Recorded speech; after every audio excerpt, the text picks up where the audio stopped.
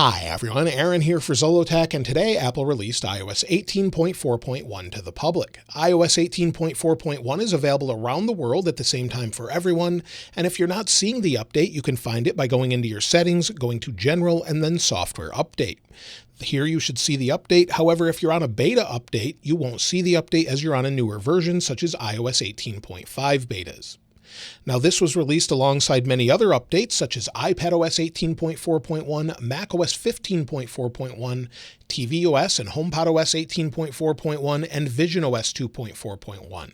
There was no watchOS update just yet.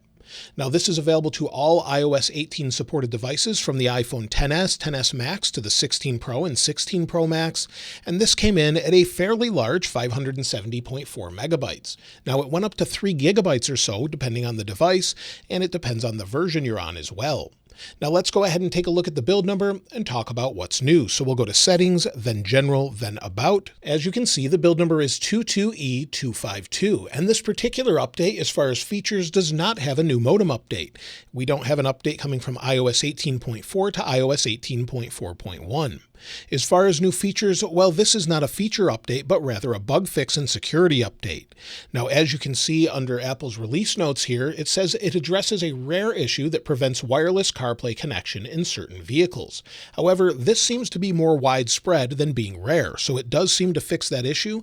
If it wasn't able to connect or was disconnecting randomly like it was for me, or stopping playback, hopefully this resolves all of those issues, but only time will tell. Apple has not mentioned any other additional bug fixes, which is a bit odd at this point. However, it does seem to have fixed a few different things, such as overall stutters and micro stutters. Now, those can return after some time, but if we go into things like music, give it a second to load and scroll, everything in general seems good that way.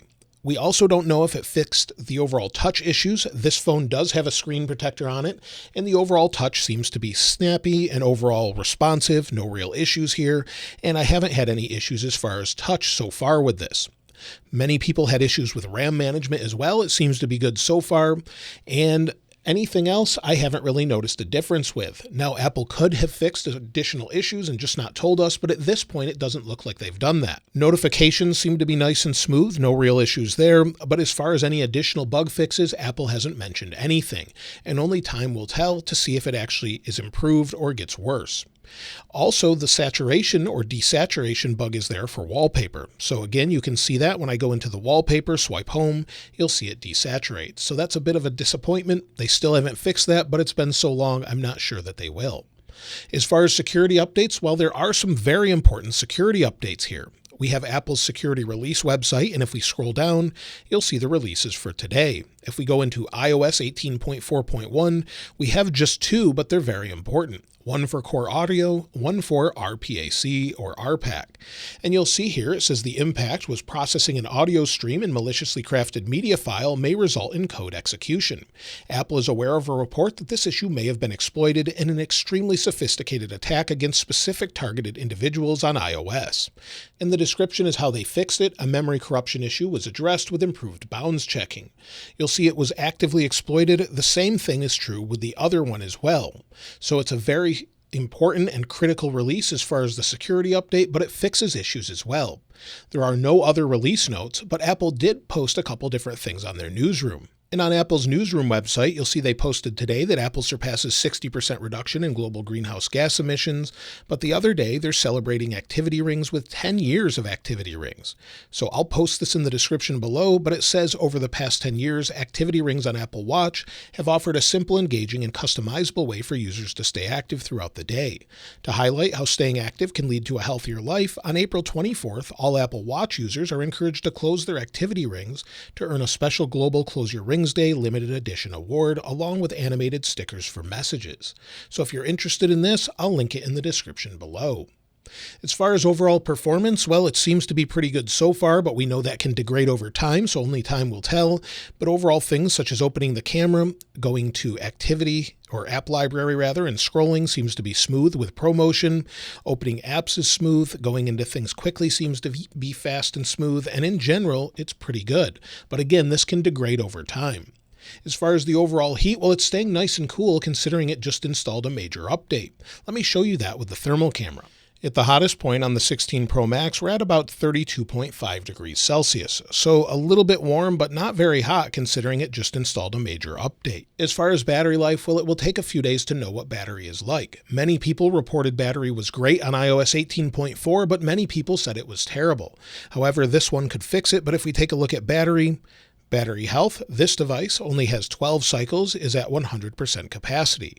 I'll be using it over the next few days or so to see what battery is like, and of course we'll talk about this more in the weekend follow-up video. As far as if you should install iOS 18.4.1, well, at this point I would recommend it, mostly due to the security updates. They're critical and they patch something that was actively exploited.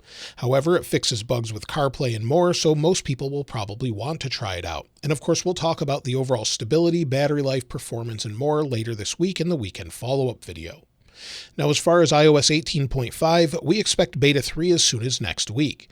Based on what we've seen in the past, we could see iOS 18.5 Beta 3 next week, with Beta 4 the following week.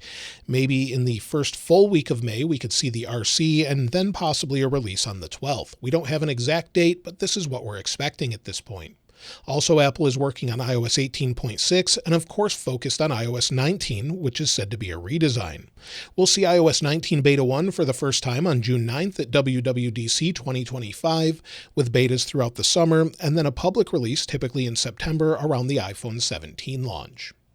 Now, as far as overall benchmarks, let's go ahead and take a look at those. We'll run them in Geekbench 6. Benchmarks completed, and we have 3,441 for single-core, 8,164 for multi-core. This is a little bit down from what we had before with iOS 18.4, but I would expect it to bump back up after a few days of use and once it finishes processing in the background. So overall, it's decent, but not as good as we had before, but again, we'll check it in the weekend follow-up. As far as storage, let's check that quickly. If we go into our storage here under General and then iPhone Storage, last time Apple Intelligence was taking up 7.1 gigabytes. If we go in, it's now taking up 6.87. So they've actually either improved the code, improved efficiency, but overall we're at 19.23 gigabytes for the overall OS. So in general, a little bit better than what we had before. System data can vary up and down from 1 gigabyte to 50 gigabytes depending on what it needs. Now that's it as far as iOS 18.4.1, a bug fix and security update. Let me know if you've noticed anything different though in the comments below. Of course, I'll link this wallpaper in the description like I normally do. And if you haven't subscribed already, please subscribe. And if you enjoyed the video, please give it a like. As always, thanks for watching. This is Aaron. I'll see you next time.